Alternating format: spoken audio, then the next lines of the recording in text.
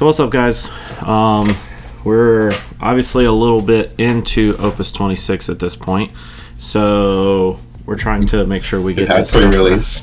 Yeah, we're trying to make sure we get this stuff kind of wrapped up. But as Leon kind of mentioned, we did go actually through our pre-release and kind of got some exposure to a few of these cards, so that may slightly adjust the opinion, as it's not going to be as blind going into this as it was for the first three elements, but we'll just kind of see how that goes.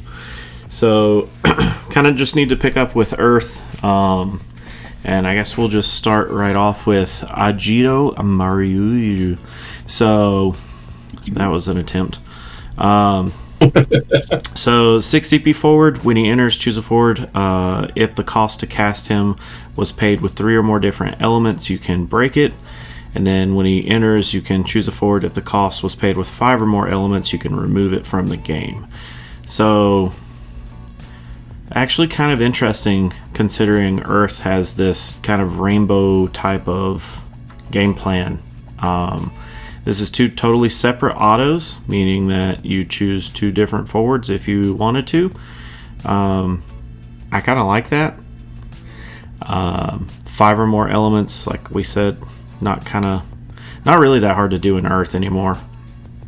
The only argument that I've heard for this card is, if I'm doing this, why wouldn't I just be playing the 5 CP Fusoya?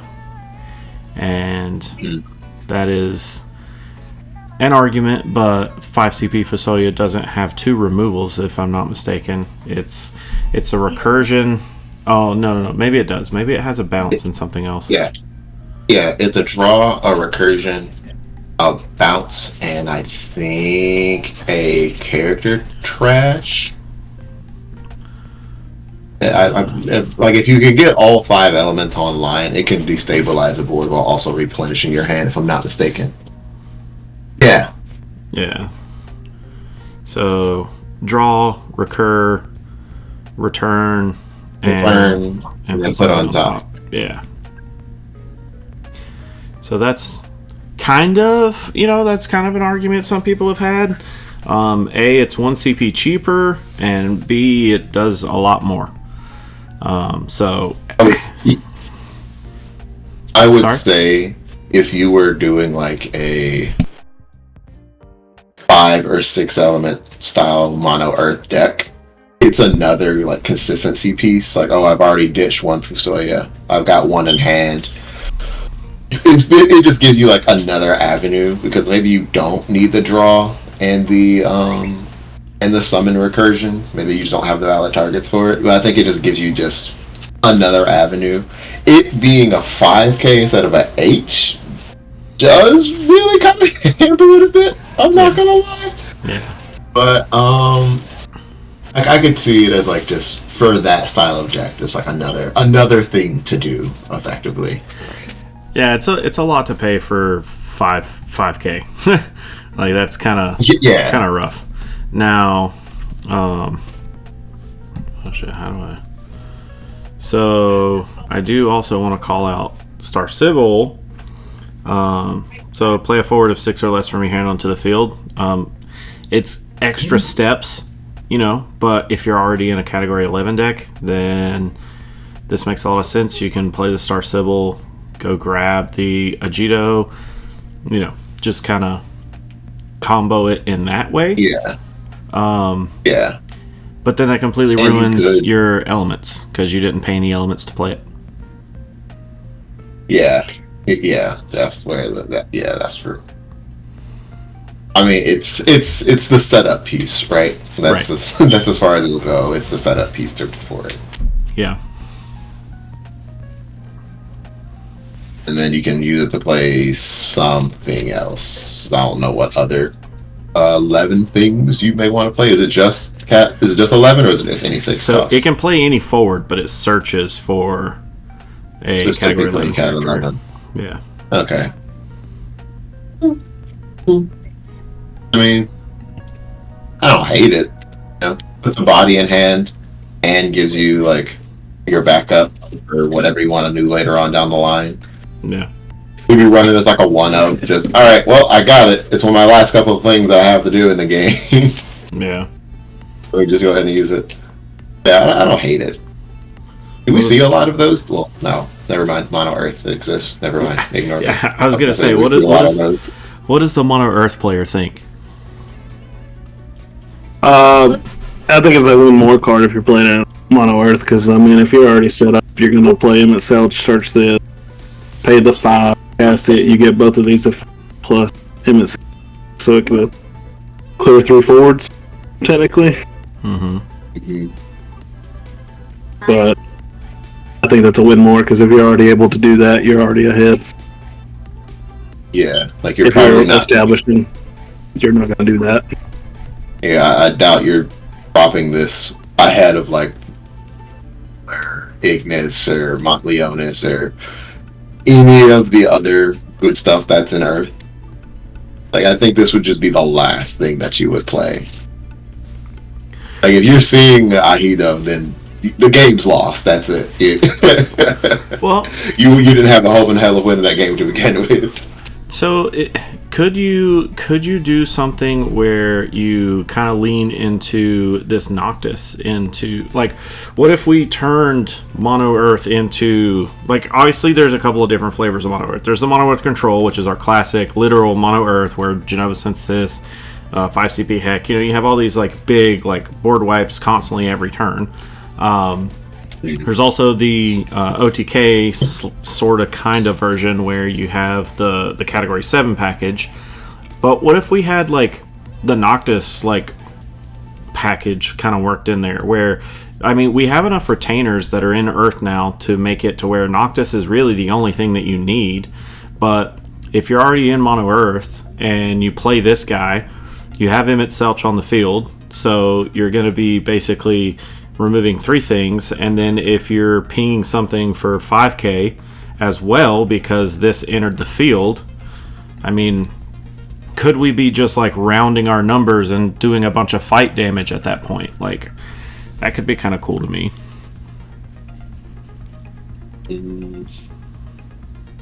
I can see it. Very different package, but I can see it. Yeah, I just like this Noctis. One of my favorite cards. It's so good for like a starter deck card. Yeah. If you play Final Fantasy TCG, there's a very good chance that you've purchased cards from Nerd Labs already. Nerd Labs has nearly 2,000 completed sales in just over the last 11 months or so, with overwhelmingly positive feedback. We're on TCG Player, but just as a little hint, if you follow the link in the description, there's no price floor when prices are updated on a daily basis. Always happy to support the stack. Let's get back to the video. So next we have Apururu. So while paying the cost to cast a Category 11 card, if Apururu is on the field, he can produce CP of any element. So if you could believe it, this fully ties into Ajido. So I like that it can produce the CP of any element. Simply because if I like wanted to force like a light or a dark CP in there, for the Fusoya, that's that's it. Go ahead. I'm wondering what else this is gonna be for. I know at one point in time when I was trying to do the starter decks to bring for people to learn with, and I was trying to do one for each category. When I got to 11. There wasn't really a strategy to use for 11. It was kind of just a hodgepodge of different things. Yeah. That didn't exactly sync up. So I'm wondering if that's something that they're building towards in the future. Because when you look at 11, there's not really a synergy there to just run a straight Cat 11 style deck. Yeah, there's really not. It feels like 11 and 14 kind of get a similar treatment sometimes where it's like standard unit packages because of, obviously in the games you have jobs and yada yada yada. I guess you could argue monks or dancers is probably like the best tribes within the category. But at that point, you're not building a Cat 11 deck. It's right. a hodgepodge of different things. Is Blackrock Like, it's kind of... It is Cat 9. Cat 9. Like, from what I noticed when I was trying to do the thing, it's kind of just a dumping ground for different effects for other archetypes and whatnot. So you said, you have like the standard unit support, you have answers, you got, just a smattering of different things between 11 and you said 14? Yeah, 14. Yeah. I know 14 at least has like a little bit more synergy, but Cat 11 there's just nothing. Shikaries, what are you talking about? Right, because I know somebody out there is just chomping at the bit. But I wonder if that's something that they plan on changing with like future sets. Yeah, it's possible. There's really not a ton of anything. Like, they're all just like one-off, like, hey, this card is great in this one specific like niche. Outside of that, you don't really have much. Yeah, there's not a 11 deck one could build. Can we do the girl tribe now? Can we please have a girl archetype? Absolutely not. So yeah, I mean, it obviously, like, if you're gonna lean into the rainbow kind of coloring, then this may help you do some interesting things. But yeah, I'm kind of with you. At the moment, I don't think it's anything groundbreaking. Yeah, we'd have to see what they do later on. 'Cause it could just be one of those things of, hey, this doesn't have its entire package, but it's coming. Yeah.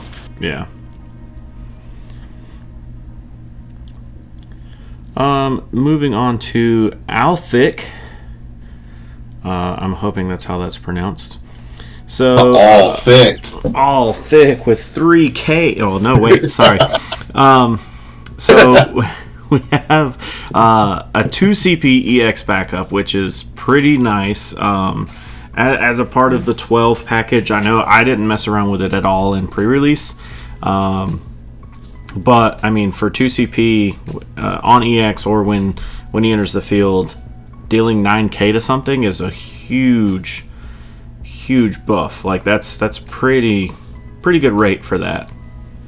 Outside of that, I don't think the card does anything for me. And I'm not a big 12 fanboy.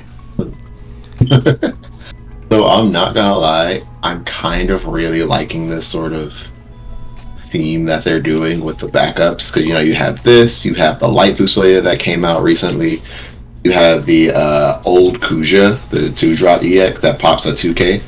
I'm really kind of liking this because it's giving a little bit more agency to backups outside of just being like something to tutor up something you need, or just being something for CP. Like, they have a little bit more agency, and I'm really liking that, because then it gets around stuff like Sid Randell, the ice one that just kind of shuts down on plays for forwards. And so unless you have something like a summon or a backup to kind of get rid of it, your hand doesn't do anything. So I really like these different interaction points that they're putting into the game. Honestly, I really like this. Like, if I was playing the 12, I would run this at least 2. Because even on EX, it still can hit something for 9K. Yeah. Which, that's typically a high ceiling. I'm glad that they're seeing that a lot of cards nowadays are getting that ceiling, that like base stat for their effects, or just for their for the forwards. Yeah. Oscar, I know you. I wish it just said for each, like 3K for each or something like that, like Elvis, because you might not always have 4. And an early Elvis into your EX was pretty nice to kill something small. Fair. But yeah. I mean, I don't know what you're talking about, man, Mister. I'm gonna play all 3 backups that I need on turn 1 during pre-release. That was amazing. I won the game just because of that. Daggone it. So I think this is more akin to our Elvis. Yeah. And like, and another thing is, I don't know why I couldn't say 10K, because what's 1K more? Like, let's kill the 10K. yeah, let's just give the 12 everything. Let's just give them everything that they yeah, it should say 12K. Yeah, fuck it. You got Make it work 30K. a little harder. Hey, Make hold it- on, wait a minute. Don't take Eden's job away. Right? That's not cool. I need to revisit that card. Yeah, I think this is an addition to the Elvis style effect. I think it's kind of just icing on top of the cake that Elvis already was. So I think it's perfectly fine in the 12. I don't think there's anything wrong with it. Next, moving on to Ignis. So when Ignis enters the field, you may duel 2 active forwards you control. When you do so, choose a forward, deal it damage equal to the total power of the forwards that you dueled due to this ability. At damage 3, he gains 2k. So all I'm going to say is Noctis. Because, and yes, I know, when this guy enters, you duel himself and Noctis. You deal something 14k, and then Noctis is going to deal something else 7k, or at damage 3, 9k. So it's effectively 3 CP, kill 2 things, which is pretty cool. The other thing that I'll say is if you have a way of cheating it out, it is possible to do this during your opponent's turn, pseudo giving yourself haste. So if you do this when they're passing from main 2 to end phase, you can, have this enter, duel 2 things, kill whatever they have on the field, pass to your turn, restand your stuff. That's pretty cool too. Oh, I'm not gonna lie. During pre-release, I actively sought this card out. Really? Whenever I was playing, yes, because my strategy, of course, y'all know, it was like shooting for just really low to the ground effects. The fact that this can duel itself with any other forward, it doesn't have to be specifically Earth or Cat 15, is pretty nice. And I'll tell you one of the other things that I really liked about it that I didn't get to pull off. I was this close to doing so, but it in Rala.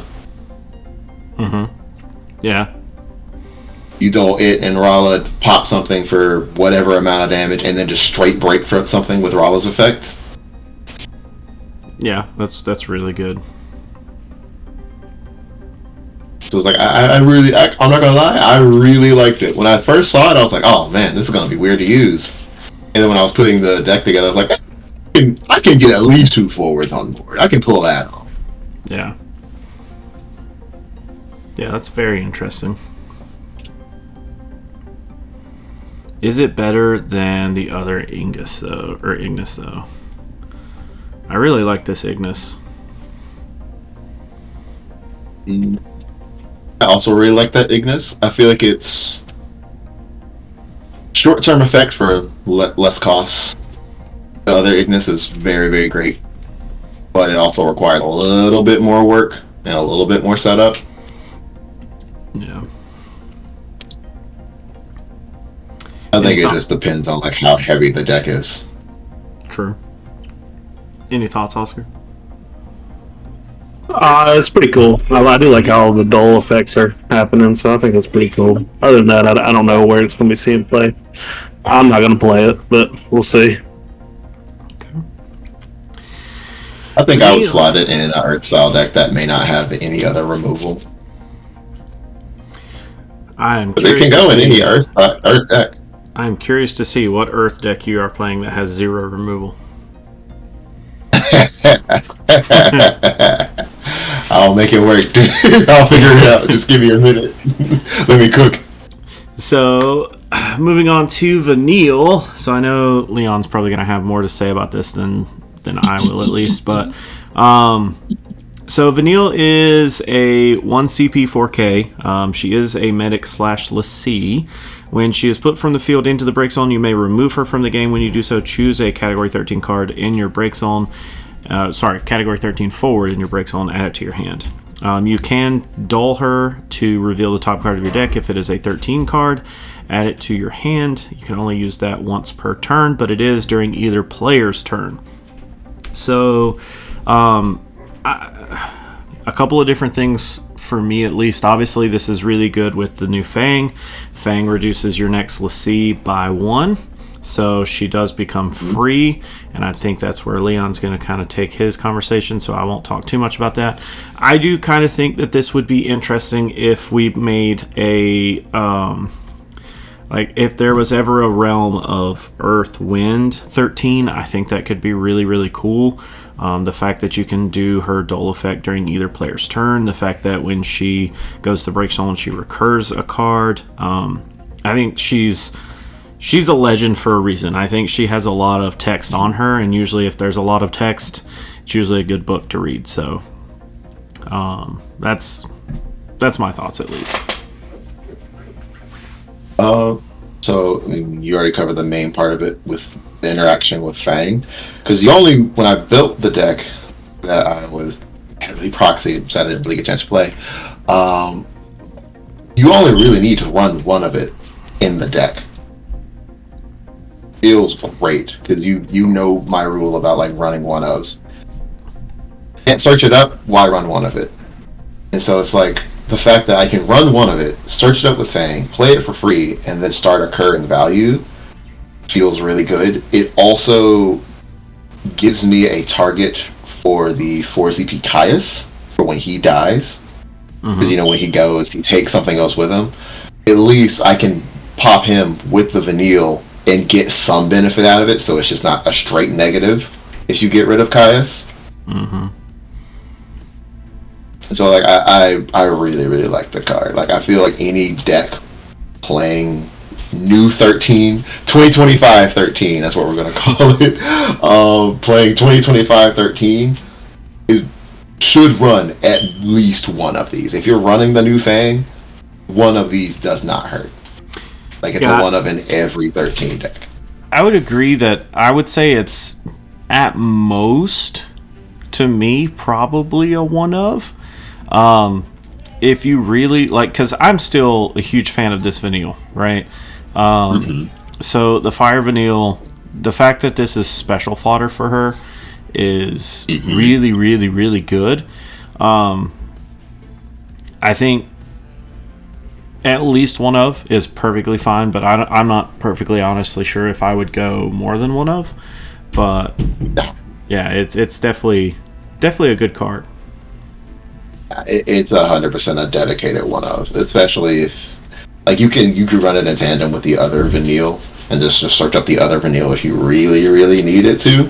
Yeah. But like I would still run 3 of the EX Vanille just because it's really, really good. And it gets reduced by 2 from Fang, so I don't have that awkward pitch that normally happens with 13. Yeah. I've heard arguments that people don't even run this Vanille at all. They typically run this Vanille as their special fodder. Simply because it's also stuck in their ways. It's also lightning, right? It's going to pitch for lightning CP, whereas this is only ever going to pitch for Earth. So it kind of puts you in a position where you're gonna need to pitch it for Earth LB cards or something like that. Like I don't know. I think there's arguments for both sides. I don't think if you run this Vanille, you ever cast it, and I think this one is at least castable. So I think there's the argument to that, but which is why I'm saying like it's only a one of. You don't need to pitch it. You search it up with Fang, play it immediately. Then that's it. You don't need to like circumvent it any other way. I mean, you could run one Mott maybe if you were really, really desperate. You drew it, unfortunately. You also didn't have Fang. Like literally the worst possible scenario. Yeah, you could run one Mott to pitch it to that, but it's like you don't need to circumvent it that hard. Yeah. Especially if I'm going to find it and then immediately play it onto the field. Any thoughts, Oscar? It's pretty cool that it refunds itself, and then if you can get its effect off once, I mean that double refund. It's pretty cool. I don't play 13 enough to know where it sees play or not, so we'll just have to tell. Time will tell. Yeah.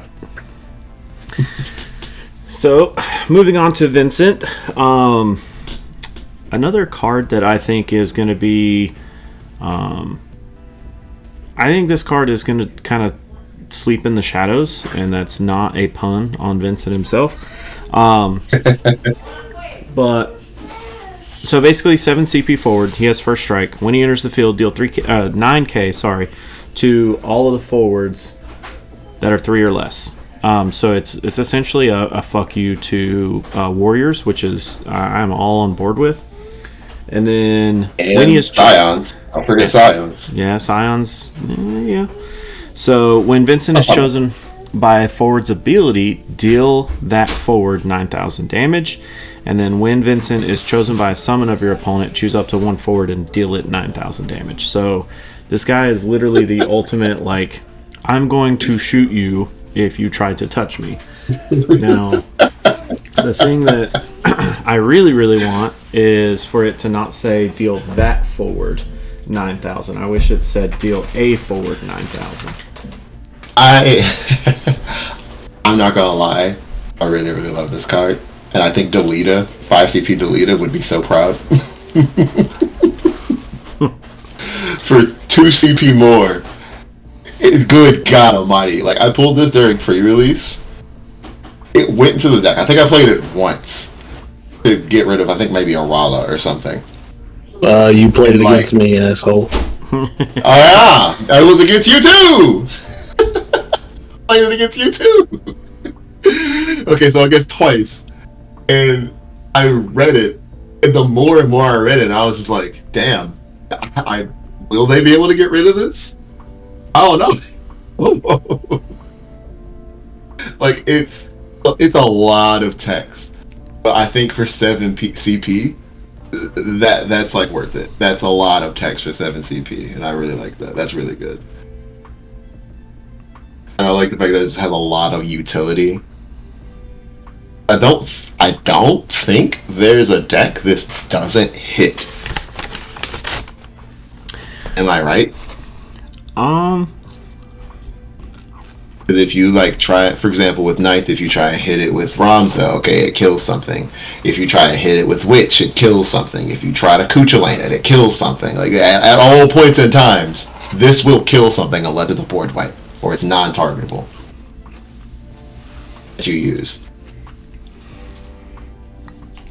Yeah, I think it's at least gonna retaliate against most of the decks out there, but most of those decks are gonna have cheaper conversions than you did. If you paid 7 CP for this, if it didn't kill like 7 CP worth of forwards when it entered the field, and then they pay 2 CP to kill it, and you kill something else, like, yeah, that's a pretty good conversion rate.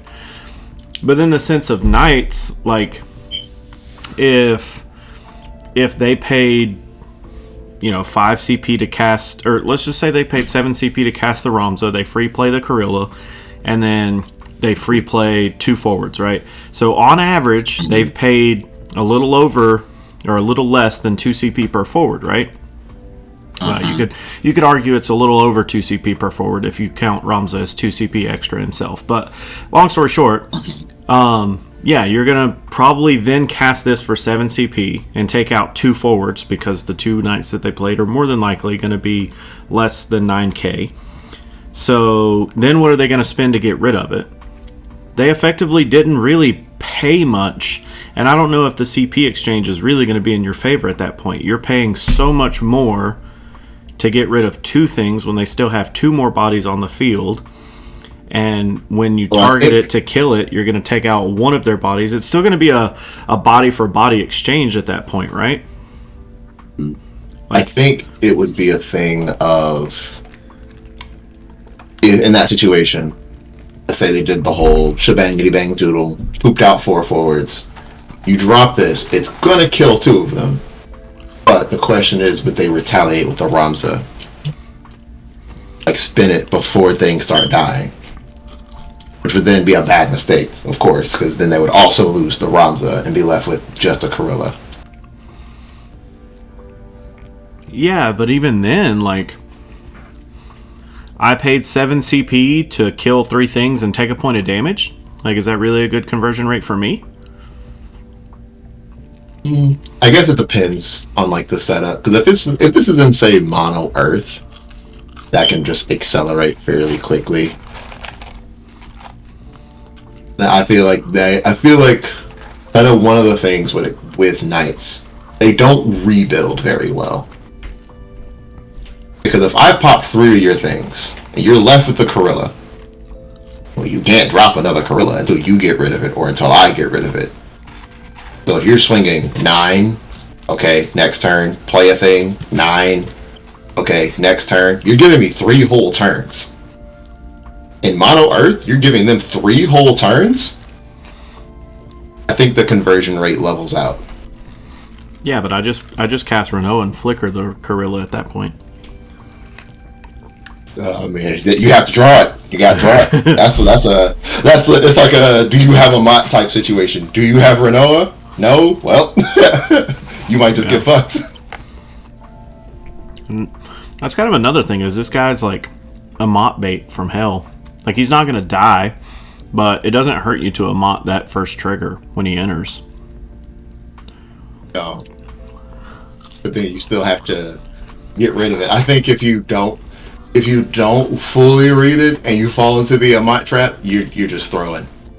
Then you not only wasted a summon and 2 CP from hand if you didn't like tap it back up, you still have to get rid of it later on down the line. But I think you put yourself in an uphill battle at that point. PSA to everybody reading Vincent: don't unlock this card. Even if it feels like a good idea, don't unlock Vincent unless you have a 1k buff for like fire damage. So does this see play in like Cloud Pod? No. About the only place I know in pre-release it's great because the first strike was hard to deal with. But other than that, I don't know unless Cloud Pod plays it. I don't know where it's gonna see play. So I highly considered when this first got revealed that it was going to be like a decent 7 CP forward to have in there to level up from the Barret to this. Problem is that when you do so, you kill your Cloud Pod because it deals 9,000 to all forwards of 3 or less.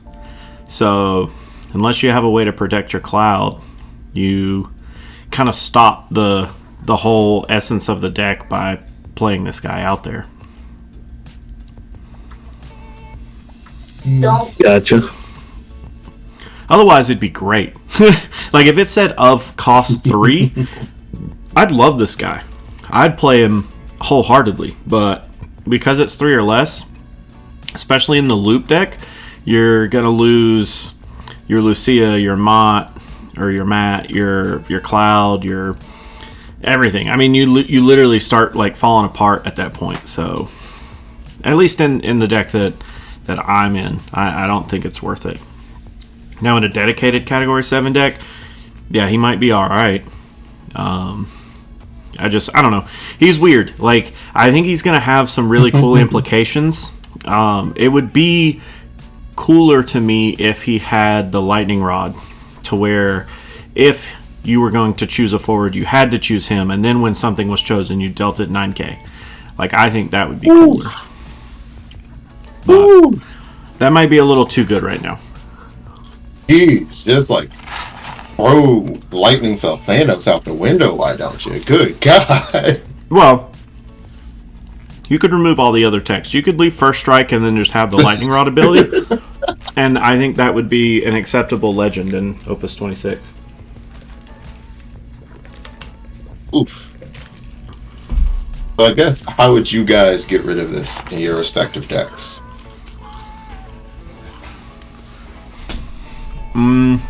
Like, what's the plan? Right? They drop a Vincent. Whatever you're playing, gets hit. How do you deal with this efficiently?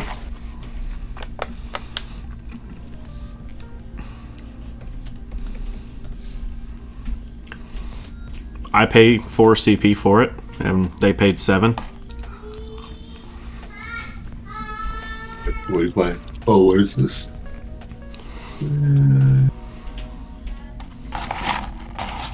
I guess I have to rely on it being dull. Yeah. But I mean, if you're playing some ice, you'd probably be able to do that anyway, right? Yeah.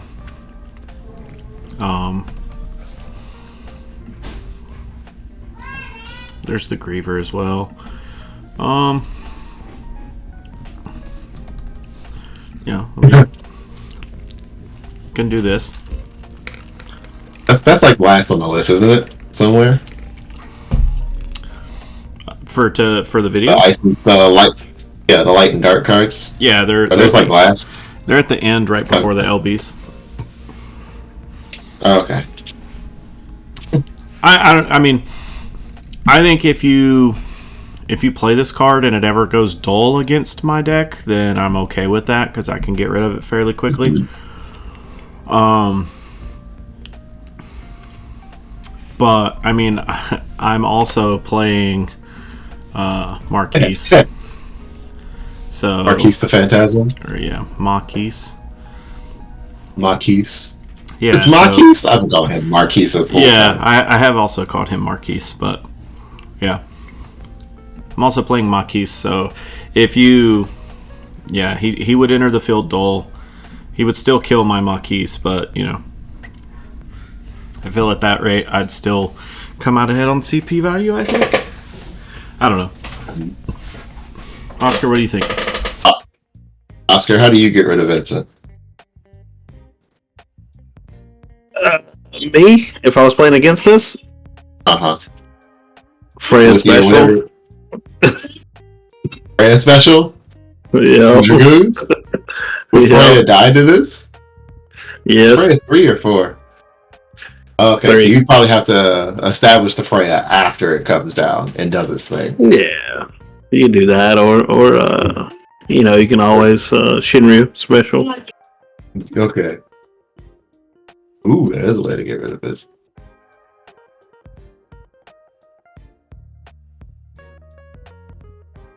I think I just lightning Sarah and hope for the best. I mean, I think you kind of win the stack war in that. Yeah, I think you kind of win the stack war in that situation because as soon as they try to pop something, you just say, "All right, before everything goes away, I'm going to deal you another point of damage." Oh, wait, is he 4 or less or 4 or more? I think I might have misread that. She is 4 or less. Oh, okay. Damn, never mind then. But by the time I just go around it. Yeah, just say screw it. Or if I'm on my wind train, because you know I tend to be there sometimes, I'll just free cast this Alexander and kill it. Alexander is finally starting to get some love. Starting to get some target. I only ever play these tiny freaking CP forwards anyways, and yeah, you go hit my Rosa, and I'll just have 1 CP to protect her. You know. So. My man Alexander is finally getting some love after all this he's time had some love too many targets that hit. He's had some love for the last few opuses. I'll admit that one. Alright, so moving on to Ico. This was our pre-release promo. So when Ico enters the field, choose 4 summons in your break zone, put them at the top of your deck in any order. Then shuffle the deck. Reveal the top 4 cards of your deck. Cast up to 1 summon among them without paying the cost and put the rest of the cards into the break zone. So I think this is probably one of the cooler effects in the entire set. Simply because it is super unique. I really, really, really like it. I just don't know what I necessarily want to do with it. I think... I mean, you are our summoner deck guy. Well, that's the thing is the problem with this Ico is we never made a video on it, but I took a summoner deck to the LQ in Wilson, and I bubbled it 9th, and this was the exact deck that I took. So this was at one point built strictly to combat Yuna, which is why you'll see some interesting choices. But this Ico is like a pretty large part of the deck in a sense of she searches out a job summoner, she's an EX. This entire deck has 23 EXs in it. Funnily enough, the game that I lost the worst, I had 6 straight damage of 0 EXs. So that was fun. Anyways, so this ICO's really good. I don't know if I played this ICO what I would do instead. I'd have to kind of dig and find like a different version. I don't know if maybe we just go up on the Larsa, the Merle Web, because this ICO, the only thing that it can search is the Rydia that like Merle Web and Larsa can't search, which is kind of why it's there. Sarah and Dekulka searches the Rydia. Ico searches the Rydia. She also searches the Braska for what it's worth. But yeah, I don't know. It's a little weird with the backup line in this deck, but the Ico has a really enticing effect because A, it lets me shuffle in some EXs, and on the off chance that I shuffle in 4 EX bursts and I reveal 4 cards and none of them are EX burst, I have effectively reloaded EX burst into the deck, right? So that's a really cool idea. I really like that. Is it of different names or different, or just choose 4 summons? Just choose 4 summons in your break zone. So you could put, all 3 Brynhilders and a Lev 6 back in there in this deck here. I was going to say, do we see the resurgence of your Una Giga Gravitron that you built a long time ago? Possibly. It also played this Ico though. It's fine. Yeah, I mean, I think it's a really unique effect. I think it's really, really interesting, and I think if we're on the subject of like Chaos Arc, because I think that's where a lot of people are gonna kind of gravitate towards this. Chaos Arc has this really interesting position with this card because A, it already casts Arc for free, right? So it does a lot of really interesting things with that. But if we're in Chaos Arc that is, and I don't even have one that's built, that's Earth Lightning. Oh, like cow. But if you're playing Earth Lightning Chaos Arc, you could essentially put Fujin Raijin in that deck, and this would put them into the break zone for you. So there's that as well. I think that's a really interesting thing that you could be doing. Not that it's a great thing to be doing. I mean, obviously Chaos Arc recently has like kind of gravitated towards playing a low number of forwards. I think, and we're recording this after Portland day 1, so I've kind of sneak peeked some deck lists from that, but pretty sure Ryan Chen was playing Chaos Arc with literally like 7 forwards in it.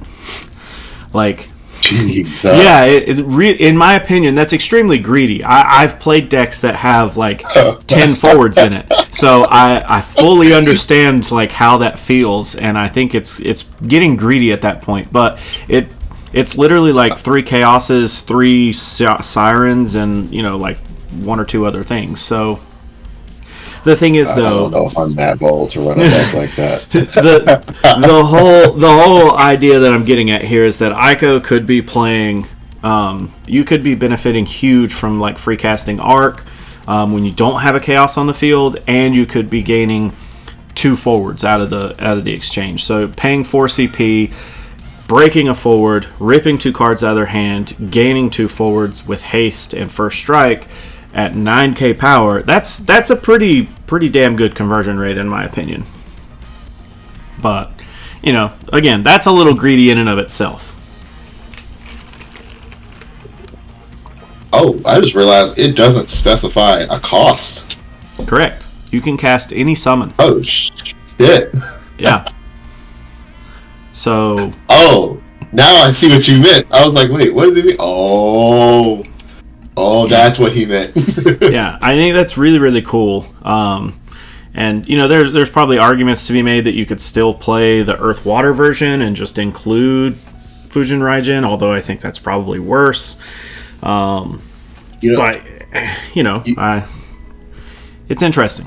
you know the one thing that would like really, really make it for this card for me.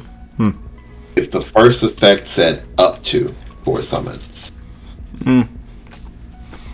That way you could fire it off a lot sooner, even if you don't have, 4 summons in your break zone. Shuffle back in. Yeah. But I guess that would make it a little too strong. Yeah. You think you could, I guess, technically, like, high roll Ico, earn 1, do 0 summons, shuffle the deck, reveal 4, and then hit Arc, and then just decimate your opponent's board before they even start playing the game. Yeah, I could see that. Yeah, I think it's be pretty cool, Earth Water, but I think the other water Ico dumps the summon so you can grab it back, right? Yep. So I don't know which one would be better. But it would be pretty cool to free cast the Arc, though. So, yeah. Yeah, this one.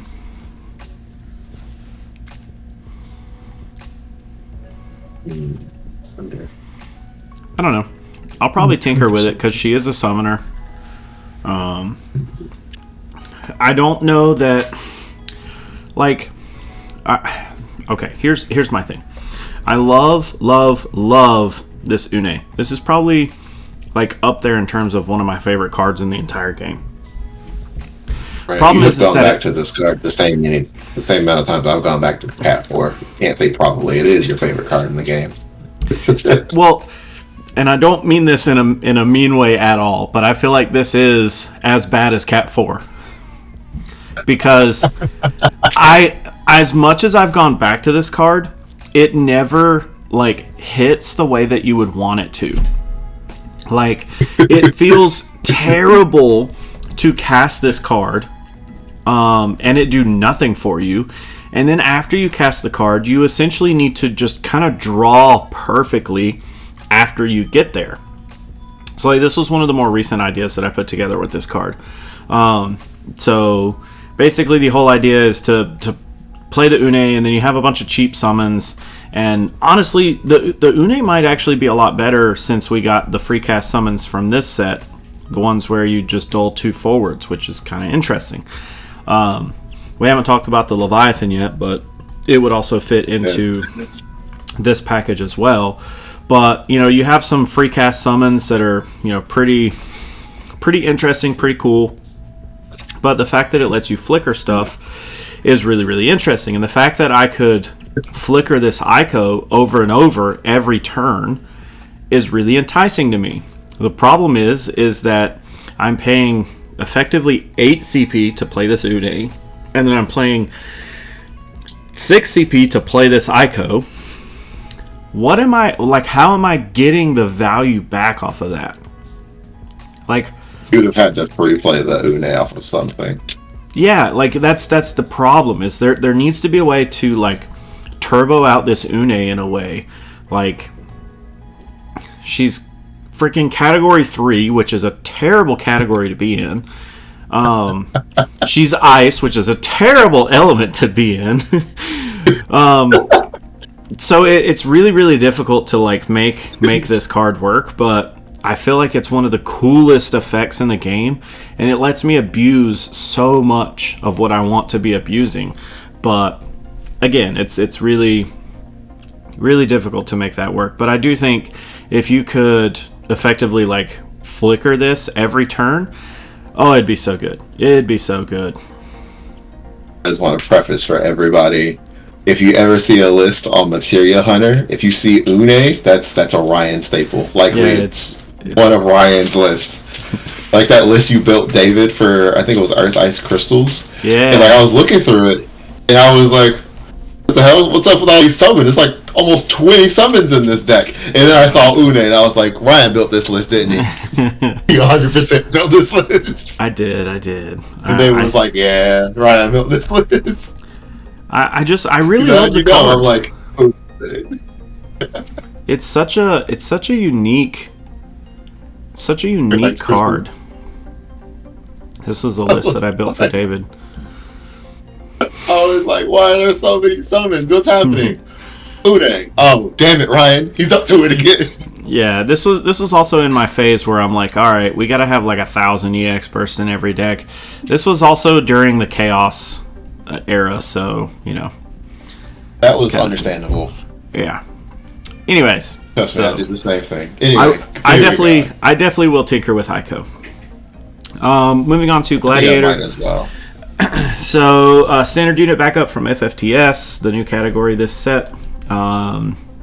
Discard a card, choose a forward, it gains 1,000. If it is a fire element, it gains 3,000 until the end of turn. I said it gains 1,000, correct? I didn't say deal it 1,000 because I was worried that I was going to say that. So it's pretty standard, pun intended. It's the cycle of this set. I do like the fact that we're getting kind of like the opposite side of the color spectrum, if you would. So fire, ice, wind, and then earth. So earth is completely reflectant of fire if you looked at it on a pie chart, like, you know, this. But it's kind of cool. I don't think it's going to do anything. It's not going to be great. I do like the fact that it's discard one card. So this whole cycle, depending on like what elements you're playing in, if you want to get into like a light and dark type of situation, it helps unclog the hand. I just don't think that earth being able to add power to something is necessarily a good conversion rate for getting rid of a light or dark card in your hand. And so that's just me. I don't know if you guys have anything to say about it. So I want to say this again, even though it may not be the most powerful effect in existence, I still like it. I still like the cycle that they're doing. As I mentioned before, I like the cycle of backups having more agency outside of just being tutors. It's the main backups you see in a lot of decks nowadays. Like, if it's not finding you something, or if it's not Shantoto, you're probably not playing it. And so I like these types of effects. And it also, I feel like it gives a jumping off point for deck building, especially for newer players, because then it can get them out of the mold of maybe just sticking to one element and make them feel a little bit more comfortable of, oh, well, this is Earth that cares about fire. What sort of Earth fire decks are out there? And like, you can continue that cycle throughout all the backups. And so I feel like you can do something in that area as well. So I think it has a purpose outside of just its base use, and I kind of like that. It's one of those cards that. What do you think? Is that an average card? Yeah. It looks like a dragoon. It looks like a dragoon. Oscar, you have a problem, man. I think it's one of those good cards for a new player simply because it's going to help teach you something. Mm-hmm. It's got a lot of text on here that teaches you a lot about the card game, just in general. Mm-hmm.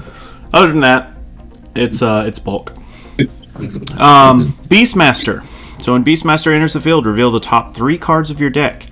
You can play, or rather, you play one monster of cost 2 or less among them onto the field and return the others to the bottom of the deck. And then he has a dull, put him into the break zone. Choose one monster that is also a forward. It gains 4,000 until the end of the turn. So that is not my type of card. I'm going to let you guys take that one. I'm not going to lie. I really like this card, especially during pre-release. Mm-hmm. I had very, very few monsters in the deck, but man, when I hit him off a Beastmaster, it felt good. Because it's gaining tempo from the deck, which I don't think people appreciate enough. Like, it's why Gorilla's so good, right? It gains you tempo from the deck, so you still get to keep cards in hand to do whatever else you need to do. It's a backup. It's a backup that can set you up a forward-ish. I kind of really, really like it. I'm not gonna lie. I think it's okay. I just don't think I would play it because, I mean, even off of Mira, you still whiff on revealing 5. and that's with 20 monsters in the deck. So it is cool that it plays it, and you generate more value, but just the chances of you whiffing is going to be rough. There's your problem, Oscar. You're only playing 20. You're supposed to be playing at least 49 monsters in your deck. That's your problem. Yeah, and one Beastmaster. Yeah, there you go. 49 monsters, one Beastmaster, you will never whiff.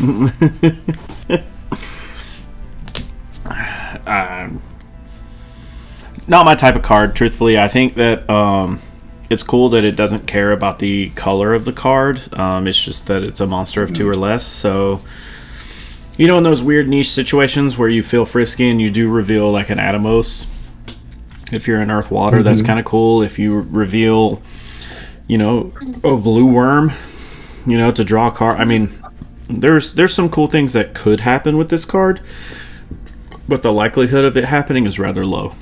So I think it would be better, which I mean, I don't know if it would be too broken at that point, but reveal the top 3, add 1 monster among them to your hand, and then play 1 monster and cost 2 or less from your hand onto the field.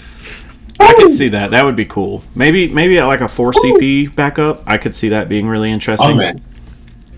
I was going to say, my man wants a lot from a 3 CP backup. Yeah. Well, just in case you whiff, then you lose another card from your hand that comes out, so you're still... I don't know. You get to play something, but you didn't get nothing back. I think I did go around with it. Made me build my very first monster list. Baby's first monster deck. So, moving on to Zangan. If you guys don't care, we're just going to hit Zangan, Shirian, and Tifa all in one, because these 3 cards kind of go together. So Zangan says that Zangan and the Tifa that you control can use action abilities and special abilities with Dull in the cost as if they had haste. Not that they have haste, but they kind of circumvent the whole having the summoning sickness thing. So then it says, when he enters the field, you can play a card named Tifa of cost 5 or less from your hand onto the field, and then you can dull him to choose a forward, deal it 5k for each martial artist. Funnily enough, there are, you know, a couple of martial artists out there which I don't think really do anything for you, but there are a couple of interesting ones. So there's a couple martial artists. You mean FIFA and FIFA? Well, there's Snow, there's Dataluma, the newly unbanned Dataluma. Yes. Sports will always be here. So there's that, right? Which is whatever. Like that's it's not the reason that you're playing this card, in my opinion. But I also will call out that the only thing that really benefits from this is probably this Opus 8 Tifa. Yeah. Other than the new Tifa that we're getting ready to talk about, no other Tifa has a dull icon associated with a special or an action ability. So, literally, if you were super high on this Opus 8 starter card to choose a dull forward and deal it 10,000 power, you now have a way to do that without having to have haste, which is interesting.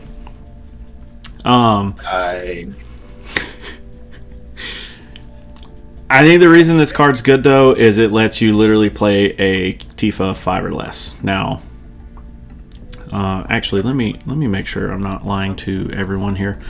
Let me do the right search. No dulls. Yeah. Okay. So, still an accurate statement. I'm glad I'm not a liar. So, the reason that this is cool is playing a Tifa 5 or less. Obviously, there's a bunch of Tifas that you could play. The only one that you can't play is this 6 CP backup, which I think, funnily enough, I've seen Leon use this, I think. Have you ever used this? I had it as a one of in Warriors, Fire Order Warriors. What is wrong with you? So... What? It's a backup that can blow something up on EX. And if I draw it and I'm not in a place to play it, I pitch it for fire CP. It's a 1-of, so you know. I like the more and more I play different card games, the more and more I discover I like having different points of agency and options and what I can do within a deck. So like, oh, backup that can ping something for 9k, that's a high threshold. Where for whatever god awful reason, a lot of fire things seem to like to hit at 5k, and we all know that just kind of doesn't cut it nowadays. Anyways, or like 8k. So Sheeran, 3 CP backup. When he enters, you can choose a Category 7 card in your break zone, add it to your hand. If it is a card named Tifa during this turn, the cost required to cast your next Tifa is reduced by 3. So the whole idea is basically picking up this Tifa here, casting it for 1 CP, which is cool, right? So on to Tifa, the actual reason that we're talking about this now. So she has Brave. If you control a card named Zangan, you can discard a card instead of S when paying for Tifa's special ability, which is really, really busted. So choose a forward, deal it 8k. If you control a card named Cloud, also activate Tifa. So you could literally just, for 2 CP, deal something 8k, which is an insane conversion rate, right? Especially coupled with the fact that now I can do it for, I literally pay 5 CP, get this guy, or get Tifa, and then just discard my hand to essentially board wipe you. That's really, really good. The reason that I am personally into this card is because I now have a way to completely blow up your field with Zangan. So I don't even need the Tifa to make it work. You can just have Zangan on the field because he gives himself this pseudo haste. But you can dull him to choose 1 forward, deal it 5k, and then I'm just going to reactivate it, do it again, reactivate it, do it again, reactivate it, do it again. If I do happen to have the Tifa out on the field, then I can discard 2 CP because I control the Cloud. I can just keep doing it. I can literally draw a card, discard it, draw a card, discard it, draw a card, discard it. So it's really, really cool. But that's obviously a pretty niche scenario. But I think it's a 5 CP Category 7 forward, which is really good for my Cloud Pod situation. But I think it's actually a decent package in and of itself. Like the Mono Earth Category 7 that we kind of alluded to earlier, I don't think hates this little small package here.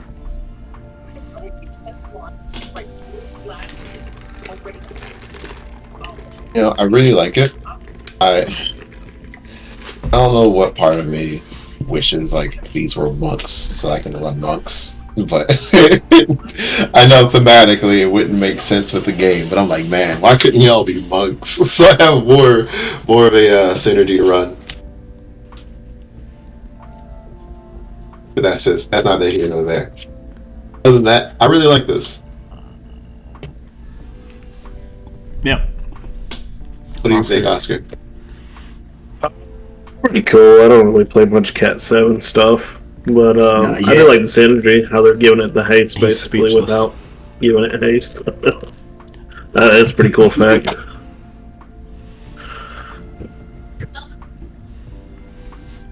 Alright, so moving on to Titan here. During your turn, you can duel 2 active Earth forwards to cast him, essentially for free. Choose 1 forward you control and 1 forward your opponent controls. The former gains 2,000, and then the former deals damage equal to its power to the latter. So we've seen this type of effect on multiple different things. But, also Titan. Yeah. But basically, give Zangan 11,000 power and then make him shoot somebody for 11,000 power. I do like that this is the former deals damage to the latter, and it's not they deal damage to each other.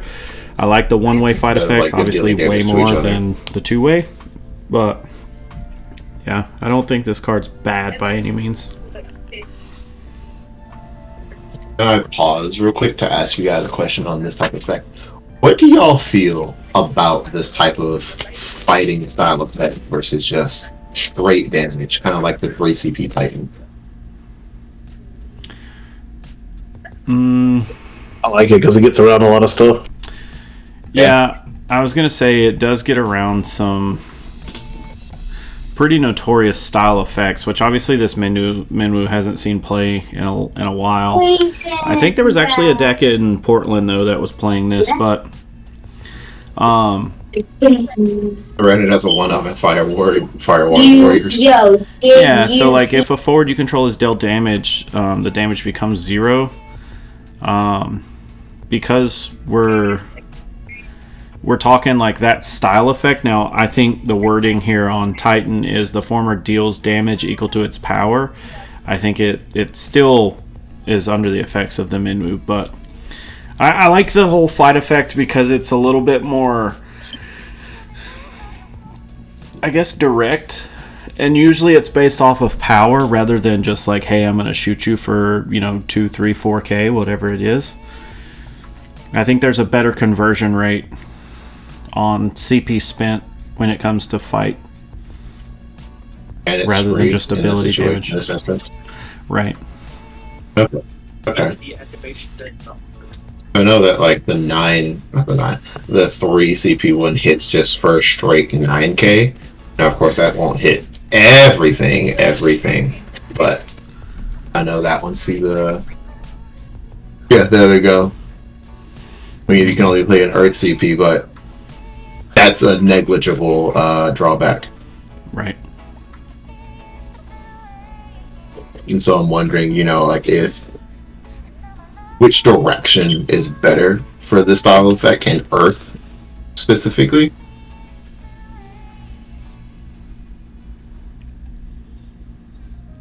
Like you see this, it's like I would see this card and think, okay, well, I need 2 Earth forwards to run it, so I'm running at least a slightly dedicated Earth style deck. But then at that point, why wouldn't I run the 3 CP Titan? But one is free and can hit a bigger threshold, but one is cheaper and a little bit more consistent. True. That's just, I guess that's where like my thought is. I like both of them. I really like it because I really like this whole cycle of free casting summons, so they don't feel like a heavy drawback in hand. I'm just wondering about the effect. Yeah.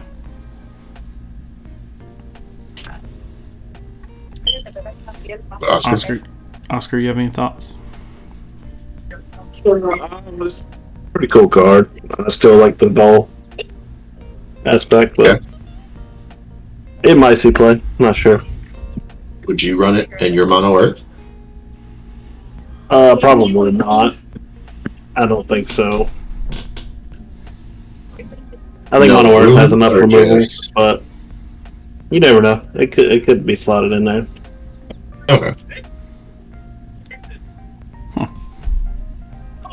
Moving on to Dine. So 6 CP, when he enters the field, choose a forward, deal it 4K for each card that you discarded to cast Dine. So if you, straight from the hand, you're dealing it 12K. If you're feeling frisky and you just still need to deal something 12K, I guess you could technically tap 1 and discard 3 cards. If there's a reason that you would need to have a dull backup on the field. But, I mean, it's a common. I'm not sure that it's, like, amazing by any means. It's okay. It is a generalized removal card. Yeah. At that minimum, you could like tap 2 backups and pitch 2 and play it, pop something for 8K. Yeah. But if you really just needed to remove something, you'd probably just have better options. I don't hate it. I used it during pre-release. I never casted it, but I never found a good spot to do so. But yeah, that's what I was going to say. It might be good in pre-release. That's about Yeah. it. Yeah. And even then, it was like, damn, do I really want to pitch 3 cards from my hand to get rid of 7K that's not doing much of anything right now? Yeah. Alright, moving on to Tama. When Tama enters the field, select one of the 2 following actions. You can gain a crystal, or you can pay a crystal. When you do so, choose a category WAF character in your break zone and add it to your hand. I mean, it's a 2 CP backup that gains a crystal as far as I'm concerned. It takes up a name slot that I don't necessarily think we need, but I also don't like that. I mean, this Tama's always been pretty good. Tama. This searcher for Tama. This Tama is, seen niche play and like Hythlodius and stuff like that, but I don't know. It's not like it takes up a very valuable name, but still, I don't know much about WAF in its current state. I don't know what we're really doing in WAF, but I don't know how many crystal generators we have in WAF either, to where if I play this, I would already have the crystal to add back a WAF character. It could be one of those start of something more down the line type cards. Yeah, that's kind of what it feels like. Yeah, probably. I don't know how WAF is, but I know Undead Press says your opponent discards a card, you gain a crystal, and then maybe you can do Earth Ice. I don't know. Yeah, the new one, right? Yeah. Yeah. Where the hell did it go? The 3 costs? That way. There it is. Yeah. Yeah. Undead Princess. Yeah, I played that during pre-release. Didn't use a crystal for anything, but I got a card out of your hand and established a body. You could have used it to add back a WAF character. You right. You right. One of the 2. Moving on to Dio. So when Dio blocks or is blocked, he gains 3,000 power until the end of the turn. And then for 2 earth and 1 colorless, you can choose a forward and it gains this forward must block Dio if possible. I think this card is infinitely worse for saying must block Dio. If it just said must block, it would be way better. But even then, I still don't think it would be that good. It's a 3 CP with a 6-pack. That's about all I can say about it.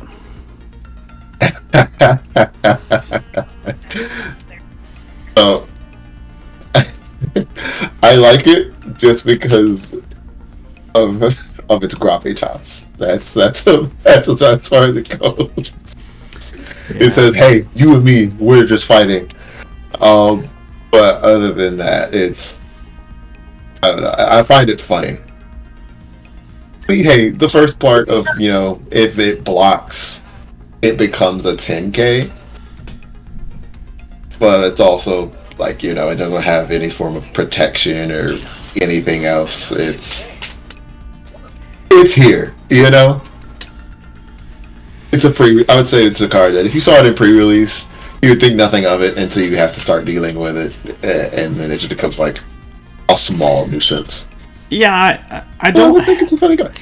I don't hate the fact that it's not once per turn and when you gain the 3K either, because like if you somehow need to block multiple times per turn, the math could work out in your favor to where gaining 6K would make this essentially take out 2 forwards. Now, I don't think that that's going to matter unless your opponent's really bad at math, but that's the only thing that I could. That's the only benefit I kind of see to this card, is that you could probably block up for a couple of different times.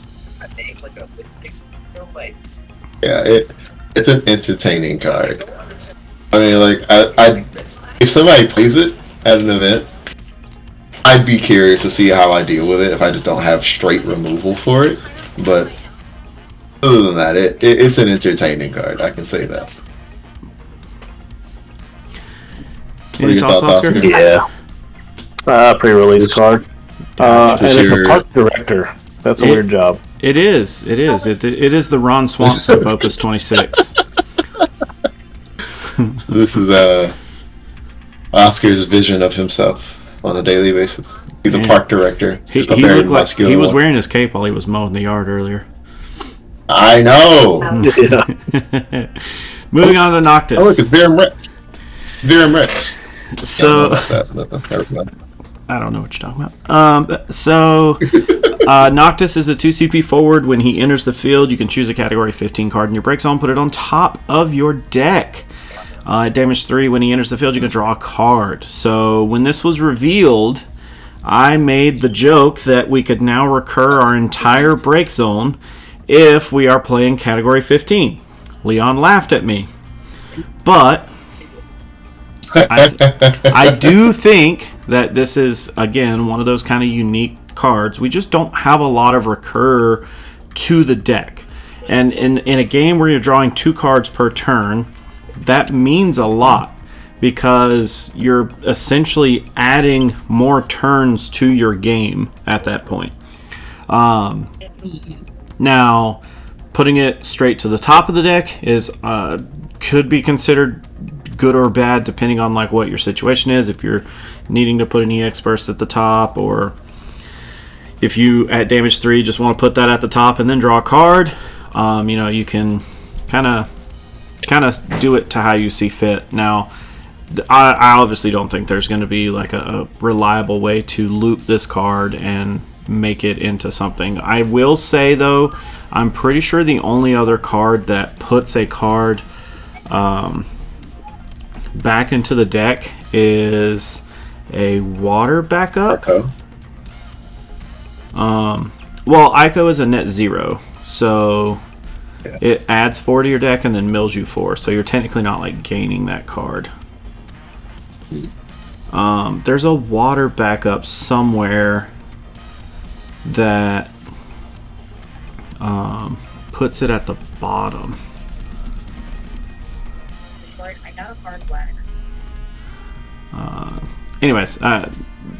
So I say that to say Noctis is a job prince. You could search him out with Sarah, and you could have this like little engine that could by putting cards at the top and then putting other cards at the bottom. So there's a little bit of niche work there.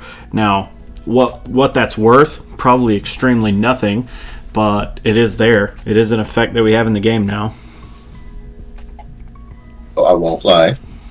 I will have to eat my words a little bit, because right now in One Piece, I'm starting to play Nami. It's a new Nami, and a good chunk of the cards can allow you to just kind of set parts of your deck, like set the top 3 or set your life. And so, re-looking at this Noctis, there is quite a bit of value here. Are there any EX 15 characters to lay back on top? Because even if... I believe there are. Besides Noctis? Can he pick up himself? He can pick up himself if he needs to. Yeah. So... Yeah. On EX, choose a forward your opponent controls, break it. On EX, choose a category 15 and add it to your hand. Terrible, but choose a character. I mean, you could layer Sid Sophia right when you need to. The RNA is not bad. Choose a forward of 3, return it to the top, or break it, sorry. Search for a retainer. Probably not doing that unless you're in like a fairly heavy lightning build. Choose an ice character, search for a king. Yeah, there's plenty of things you could be doing EX wise. So yeah, you could use it for this, but you can also just outright set up your next turn. That's something that deck that I talked about does, is just really good at setting up its next turn. So pitch whatever you need to pitch for it, and then you just redraw it on the next turn. Unless your opponent can just go right to damage and start punching you. And thinking about it, like if you were in the Earth Water category 15, so you're going to be able to play the new Idolus, which we haven't talked about yet, but you're going to be able to play that. You're going to be able to play the Lunafreyas, because there's several Lunafreyas that are in water. You'd be able to play Sarah into Noctis, the backup Sarah, which would search your prints. You could also play the Lena. The Lena would allow you to play the Noctis on your opponent's turn to then put the card on top to then draw it when you go to turn. So there is a little bit of combo there, which I do find interesting. Yeah, I kind of like that. I really like that. And it's 2 CP, so it can effectively just pay for itself. Yeah. I mean, at damage 3, it literally replaces itself. Yeah. Oh, not bad. Not bad. Oscar? Pretty cool card. It's pretty cool how you can stack and draw it back at damage 3, but not sure how much play it's going to see. Yeah, it's not a Dragoon. We're getting close, boys. I see the colors showing up. I really don't see the colors, but I know it's coming. So, let's move on Feel it in to... his loin. This is either Nafika or Nofika. Nofika? I don't know. So when she enters the field, or is put from the field into the break zone, choose one job 12 other than her in your break zone and add it to your hand. So I like that it is when she enters and when she is put into the break zone, because that does pay back the 4 CP that you paid for her. So that is actually really, really cool. Other than that, I don't have any words to say. It's a decent forward. That's pretty much it. It's a really decent forward for 12. It's in overtime, it just becomes a free body. Yeah, I'm going to put 12 together and try and play it. I just don't know how good it's going to be. Break out your hemes, that's all I'm going to say. Moving on to Geomancer. Crystal backup generator. I don't think any of us really have much to say about these since we saw them, I think, 4 times now.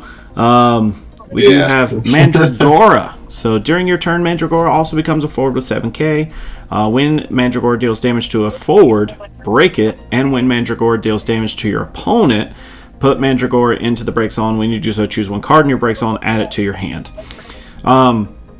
I think this is probably one of the better ones in the cycle. I really did like the fire monster. The fact that it has haste is really cool. But this one has kind of like a caveat of like when it deals damage to a forward, you break it. And when Mandragora deals damage to your opponent, you put it in the break zone. So even if you decide to block this guy, he breaks the forward and then gets his other effect. He breaks the forward, but then if you don't decide to block, he still gets his other effect because you put him into the break zone, you get to add a card. He can add himself. That did come up in pre-release, which was kind of cool. So the fact that you could literally just like deal damage. Cycle Mandragoras. Yeah, you could literally just like deal the damage, he gets put in the break zone, then you immediately play him again, and then you pass turn. Like, next turn, you're just going to deal damage with him and put him in the break zone and pull him back and then replay it. Like, yeah, there's a little bit of recursion that happens there, which is kind of cool. But other than that, I don't have anything to say. So I really do like these monsters that have in this new set. It's honestly one of the things that makes me kind of want to build a monster list. 'Cause I really like how they function. It's something that came up during our game, Ryan, that made me reread the card. It has to deal the damage to be put into the breakdown. Correct. And so it's not like, what is it? Is it Tonberry that when it attacks, it pops itself afterwards? Or no, that's Blue Worm. Blue Worm. Right? So that after it attacks, it puts itself into the break zone? That it puts itself in the break zone at the end of turn. At the end of turn. Okay. So yeah, I thought it was like on that line until I reread it and I was like, oh wait, so this doesn't just go. No, I swung with it. Okay, no, never mind. Well, shit. But I do kind of like this. They're very low to the ground. They're effects that are. Ooh, excuse me. They are effects that are just kind of pretty straightforward. And they're cute, you know? This was just full plant dude. But I kind of like this. I kind of like this cycle of monsters that they're doing, and their effects aren't. What's the word I'm looking for? I wouldn't be mad if you realm this out, even though you'll probably realm other things out. But I don't know. I like it. I kind of like it. I like these little guys. I think it's pretty cool if you can just add a card back. Yeah. Just any card, and then that could be a monster. Yeah, I agree. So that's water monsters with quick queen. Oh god. So that is each and every Earth card out of the set. Do we have any favorites? Leon, what's your favorite Earth card? So far, because I'm biased, Vanille, not outside of my bias, it's probably Vincent. Interesting. Oscar, I what's don't yours? play a lot of Cat 7, but I really like the interaction that it prompts. I really enjoy that. You could I went to the Ico. Okay. I'm gonna go. Pretty nice full art in the pre-release. It is. It is a very nice full art.